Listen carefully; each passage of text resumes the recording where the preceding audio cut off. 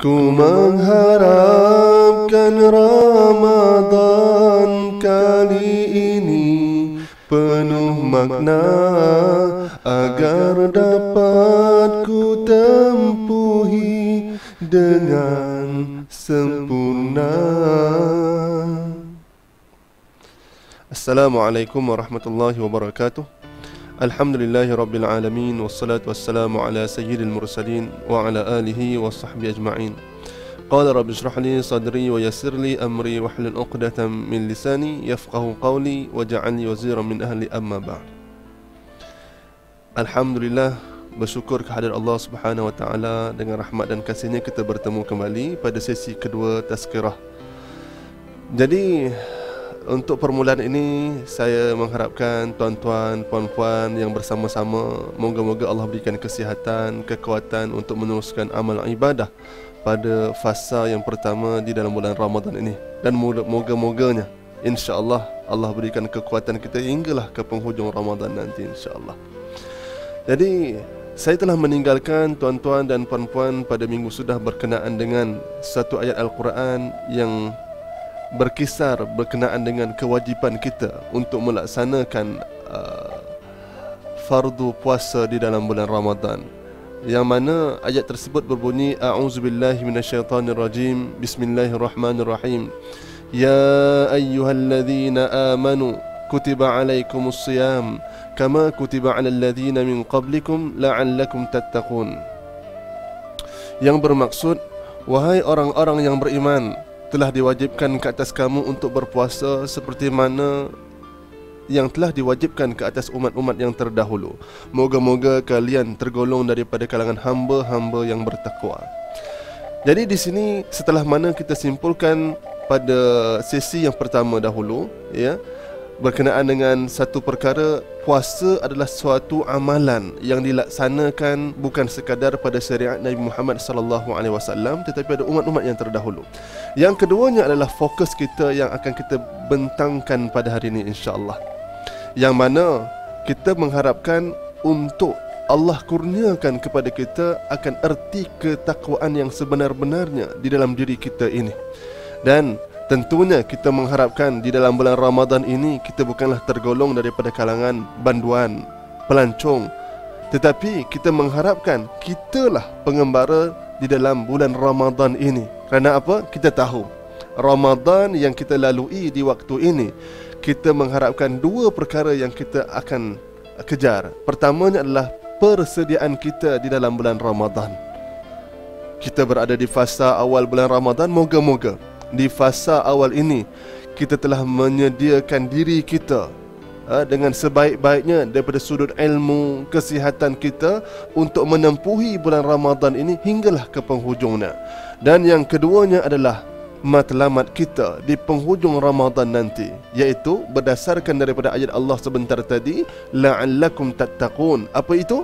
Moga-moga kita ini tergolong daripada kalangan orang-orang yang bertakwa di sisi Allah Subhanahu wa taala.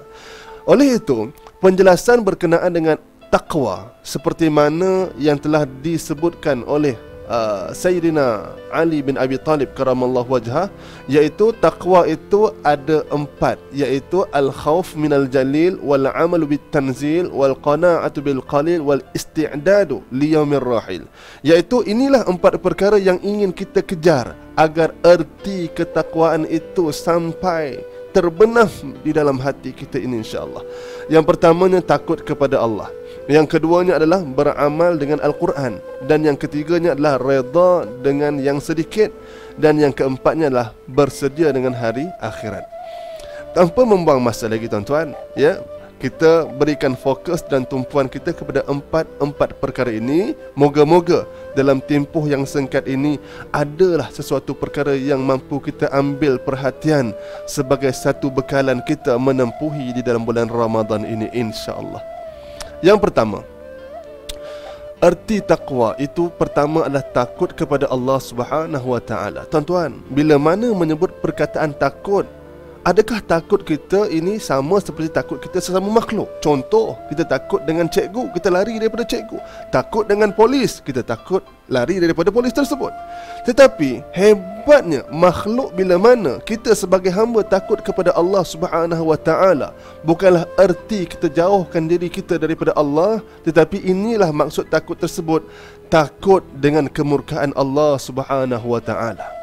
Bila mana kita takut dengan kemurkaan Allah Subhanahu wa taala tersebut, kita takut untuk melakukan perkara dosa, perkara yang salah, sifat-sifat yang buruk. Apatah lagi bila mana kita melakukan larangan Allah Subhanahu wa taala. Sesungguhnya perkara-perkara inilah yang mampu mendatangkan apa? Mendatangkan rasa takut kita kepada Allah Subhanahu wa taala. Sesungguhnya kita sebagai hamba sebenar-benarnya menagih redha dan cinta daripada Allah Subhanahu wa taala. Kenapa? Bila mana kita mengharapkan cinta kepada Allah Subhanahu wa taala, kerana itulah penentu kepada amalan kita. Bukankah pepatah Melayu ada menyebut, tak kenal maka tidak cinta? Adakah benar-benar kita kenal akan Allah Subhanahu wa taala? Kerana itu tuan-tuan, ya, bila mana kita dah mengenal akan kehebatan, kekuasaan Allah Subhanahu wa taala, sifat kasih dan sayang Allah memberikan segala-galanya kepada kita. Hari ini kita miliki segala-galanya. Adakah itu adalah atas usaha kita semata-mata? Tetapi sebenar-benarnya segalanya datang daripada Allah Subhanahu wa taala. Apa milik kita? Tak ada, tuan-tuan. Segala-galanya milik Allah Subhanahu wa taala. Apa yang kita ada pada hari ini adalah Allah berkurniakan untuk kita uruskan sebaik-baiknya. Supaya apa? Sebagai panduan kita hidup di dunia, gunakanlah setiap nikmat sebaik-baiknya untuk bekal kita di hari akhirat nanti. Tuan-tuan, andai katalah kita pernah buat salah, sesungguhnya Allah murka kepada kita. Tetapi jangan risau, bila mana kita hamba melakukan perkara yang salah, dosa tersebut, sesungguhnya Allah menerima taubat hamba-hambanya. Bila mana kita bermohon ampun kepada Allah, Allah akan mengampunkan dosa-dosa hamba-hambanya. Tuan-tuan, ingat ataupun tidak, kisah yang pernah Nabi SAW sebutkan di hadapan para sahabatnya berkenaan dengan seorang lelaki yang telah membunuh 99 orang.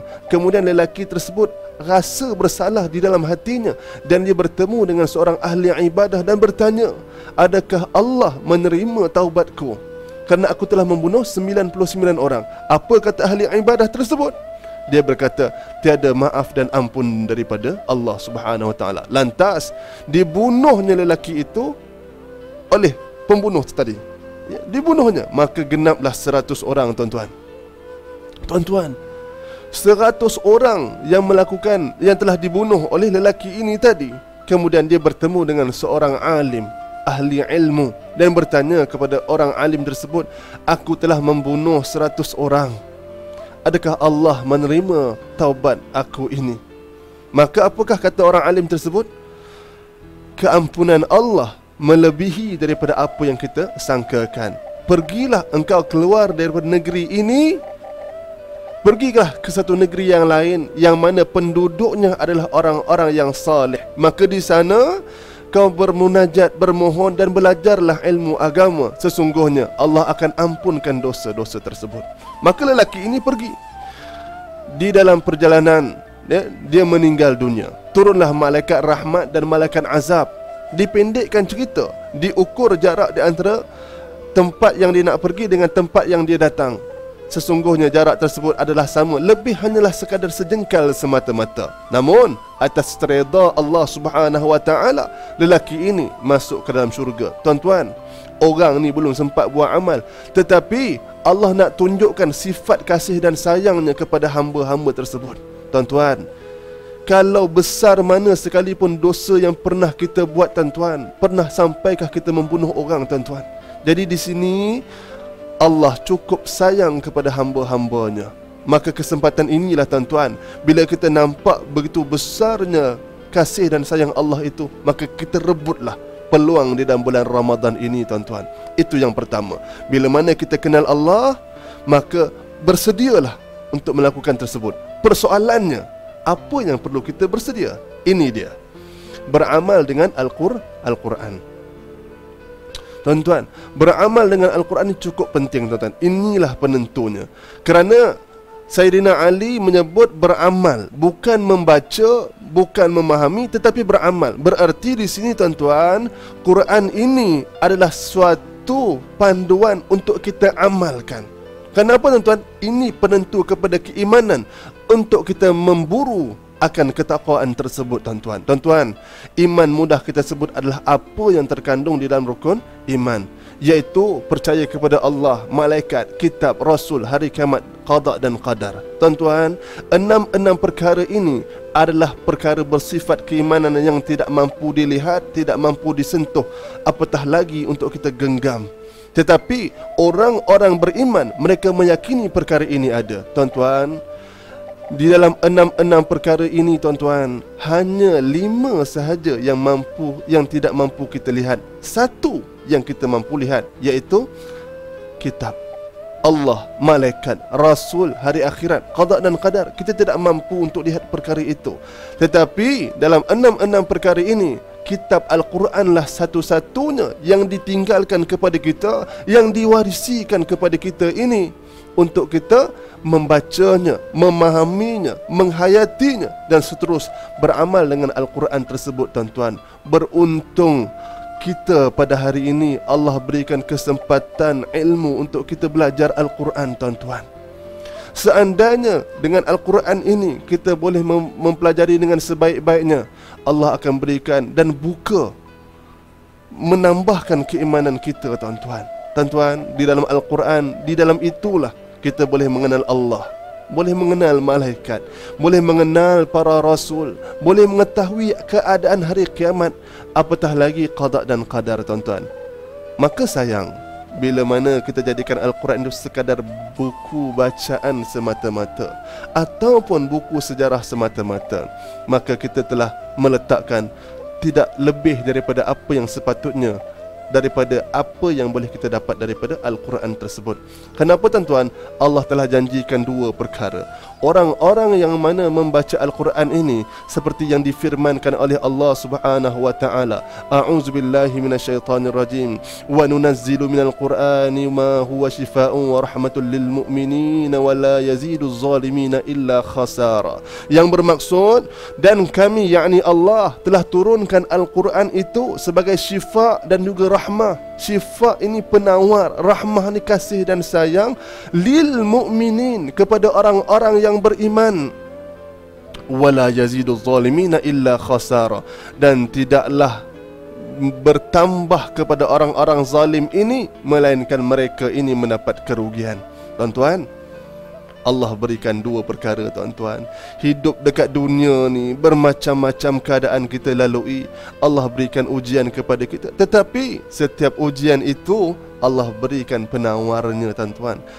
Membaca Al-Quran, bukankah tenang hati kita? Faham tentang Al-Quran, bukankah kita tenang hatinya? Mengetahui kisah-kisah para Nabi yang sukar berdakwah, maka kita letakkanlah diri kita, ya Allah, para Nabi begitu sukar untuk berhadapan dengan umat-umatnya terdahulu, begitu banyak musibah yang mereka lalui. Bagaimana pula kita pada hari ini? Allah kurniakan banyak, walaupun Allah berikan kita ujian, tetapi tidaklah sebesar mana yang dilalui oleh para salihin yang terdahulu, tuan-tuan. Maka beruntung, tuan-tuan, bila mana Allah berikan kita kesempatan pada hari ini di dalam bulan Ramadan, kita ketahuilah sedikit demi sedikit agar keluar Ramadan nanti ada 2 ataupun 3 ayat yang mana kita betul-betul merasai akan rasa ayat-ayat tersebut dalam hidup kita ini, tuan-tuan. Oleh itu, tuan-tuan, kita ambil kesempatan Ramadan ini, bacalah Al-Quran, ya.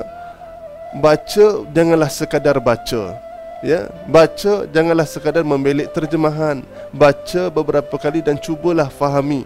Baca dengan hati sehingga menangis. Inilah 4 ciri orang yang membaca Al-Quran. Ada yang baca, ada yang belik terjemahan, ada yang cuba faham, ada yang menghayati akan ayat Al-Quran tersebut, tuan-tuan. 4 ini bagus, tetapi yang paling terbaik adalah yang hingga menangis hatinya. Pernahkah tuan-tuan mendengar kisah Sayyidina Umar Al-Khattab ketika mana beliau masuk Islam? Dia sekadar membaca surah Taha 5 ayat, kemudian terus sejuk hatinya. Siapa tak kenal Umar, tuan-tuan? Cukup garang, cukup bengis, sangsing di zaman tersebut, tetapi dengan ayat Allah terus dia sejuk dan juga tenang hatinya. Kenapa? Bukti kehebatan ayat Al-Quran tersebut. Ketiga, tuan-tuan, redha dengan perkara sedikit. Perkara ini saya cuba nukilkan berdasarkan daripada kisah yang berlaku di zaman Khalifah Umar Al-Khattab, iaitu ketika mana berada di sekitar Kaabah, Umar Al-Khattab mendengar seorang lelaki berdoa, yang mana doa tersebut didengari oleh Umar Al-Khattab, yang mengatakan apa? Ya Allah, jadikanlah aku daripada kalangan orang-orang yang sedikit. Ya. Kemudian Umar Al-Khattab bertemu dengan lelaki tersebut dan bertanya, mengapa engkau berdoa sedemikian, bermohon kepada Allah untuk jadi golongan yang sedikit? Maka lelaki tersebut membacakan ayat Al-Quran tersebut yang saya bentangkan ini, iaitu a'udzubillahi minasyaitonirrajim, walaqad makkannakum fil ardi waja'alna lakum fiha ma'aish qalilan ma tashkurun, yang bermaksud dan sesungguhnya kami telah menetapkan kamu dan memberi kuasa di bumi, dan kami jadikan untuk kamu padanya berbagai jalan penghidupan supaya kamu bersyukur. Tapi qalilan ma tashkurun, sikit sangat yang bersyukur. Jadi aku ingin jadi orang yang sedikit tersebut, orang-orang yang bersyukur dengan nikmat yang Allah kurniakan di atas muka bumi ini. Jadi tuan-tuan, ya, pertamanya kita redha dengan perkara yang sedikit rezeki yang Allah bagi. Sikit macam mana pun, orang-orang yang bersyukur dia tetap membelanjakan ke jalan Allah Subhanahu wa taala.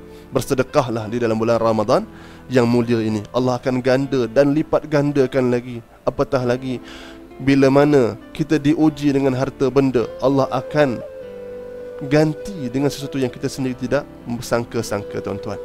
Ini redha dengan perkara yang sedikit. Amalkan sunnah Nabi. Yang keduanya, amalkan sunnah Nabi walaupun sedikit. Seumpama amalan yang sedikit tetapi kita terus beristiqamah. Tuan-tuan, saya berkata sedemikian kerana saya juga berada di tempat kalian semua. Andai katalah umur kita sebegini dan amalan kita sebegini, katakanlah umur kita 50 tahun dan amalan kita katakanlah 110, contohnya begitu, maka ini adalah suatu graf yang cukup cantik kerana dia pergi ke hujung. Tetapi ada juga orang yang mana umurnya 20 tahun, amalannya juga menyamai seperti orang 50 tahun. Ada orang yang umurnya 30 tahun dan amalan juga menyamai seperti orang 50 tahun. Dan tak kurang juga, tuan-tuan, ada orang yang umur 50 tahun tetapi amalannya baru saja 20, sedikit sangat. Ini tidak mampu untuk kita katakan pada sesiapa. Saya sendiri, tuan-tuan sendiri tidak mampu menyatakan siapakah kita di sisi Allah Subhanahu wa taala. Maka kejarlah keberkatan bulan Ramadan ini. Kita rebutlah peluang sebaik-baiknya, tuan-tuan. Siapa tahu adakah ini Ramadan yang terakhir untuk kita. Yang keempat, bersedia dengan hari akhirat. Kenapa? Setiap manusia, suka ataupun tidak, akan tetap menemui hari akhirat. Setiap manusia akan dibangkitkan menuju ke padang mahsyar. Jadi ada 3 golongan di hari akhirat nanti. Pertamanya orang yang rugi bila mana mereka tidak beramal. Ada orang yang selamat kerana sekadar melakukan perkara wajib. Ada orang yang beruntung kerana dia membuat perkara sunat, wajib, dan dia tinggalkan perkara-perkara yang makruh. Sesungguhnya kita rebutlah peluang dengan adanya hari ini kita di rumah di waktu PKP ini, tuan-tuan. Ya, ujian kita, ya, sama ada kemahuan diri kita ini terlaksana sungguh-sungguh ataupun kita seperti ikut-ikutan semata-mata. Kitalah yang mencorakkan ahli keluarga kita, kitalah yang mencorakkan diri kita, dan kitalah penentu siapakah kita di hadapan Allah Subhanahu wa taala nanti. Segala-galanya bermula dengan diri kita sendiri, tuan-tuan.